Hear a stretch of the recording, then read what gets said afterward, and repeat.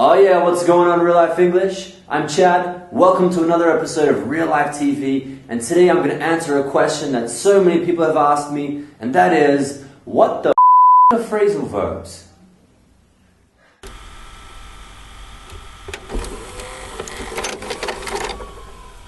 Is this real life? Okay guys, so phrasal verbs are quite a difficult subject in English, but let me just quickly explain to you what they are. So, we have two types of phrasal verbs. We have a literal phrasal verb and a figurative phrasal verb. Today I'm just going to focus on the figurative, but let me just give you a quick explanation of what they are.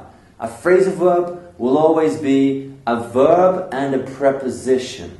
Okay? When these two words are together, it often takes on a different meaning.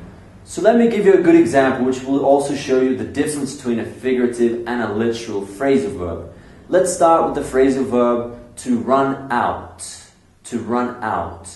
Literally, to run out could mean to leave a building or leave somewhere running. For example, I ran out of the building because it was on fire.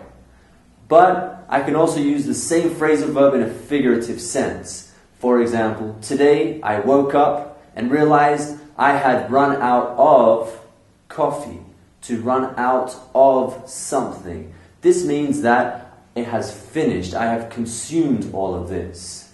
So this is a good example of the same phrasal verb being used in a literal sense and a figurative sense.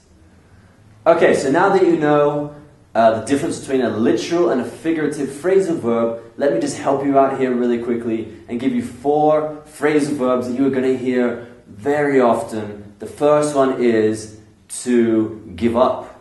Give up. When you think about that, the verb to give up, it's not used in a literal sense. So the verb to give up means to stop doing something, sometimes because it's really difficult. So, hopefully you don't say this, but you could say, English is really difficult, I'm going to give up. And I would say, hey, don't give up, it's not too difficult. So give up is the first phrasal verb you're going to hear and see a lot. Second phrasal verb you guys are going to hear a lot in English is the phrasal verb to find out.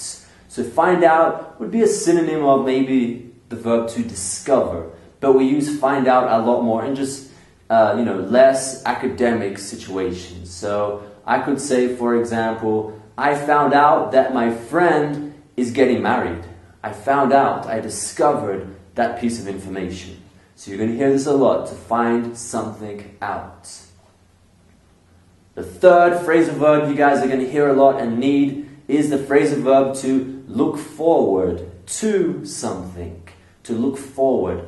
Look forward is when you are really excited and happy about something that's going to happen in the future.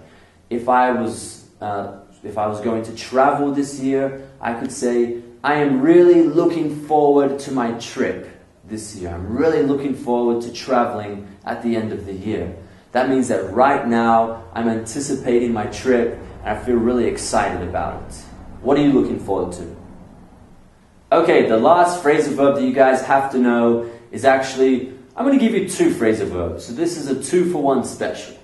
I'm going to teach you guys the phrasal verbs to pick up and to drop off. Okay, the reason I'm teaching you both of these is because they're very relevant. To pick someone up or to drop someone off means that you're going to go somewhere and collect someone. It doesn't have to always be a person, it can be an object as well. Like, if I left my keys at Justin's house, I would go there and pick them up.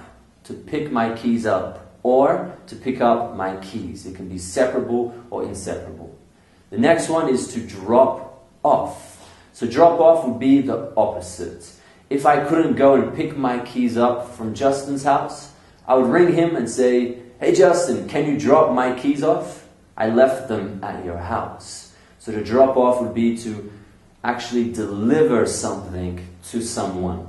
Okay? And like I said, we can use these for people. Like, I'm going to drop my friend off at the party, or I'm going to pick my friend up at the party. Okay? Okay guys, that's my very quick video teaching you guys how to use figurative phrasal verbs in English, and keep listening because you're going to hear these a lot. This is something that's very common in English. We use these all the time. Stay tuned because my next video is going to be about how to use literal phrasal verbs. Sounds easy, but there's a few little tricks there that you guys should really know about. So if you haven't signed up already, make sure you subscribe to our YouTube channel where you will always receive our newest videos. Plus, you can also go to our website. There's a link in the box below where you can get the full transcript to this video and hear everything and read everything that I'm saying. Okay guys, thanks a lot for watching. Hope you guys really enjoyed this video, and we'll see you next time on Real Life TV.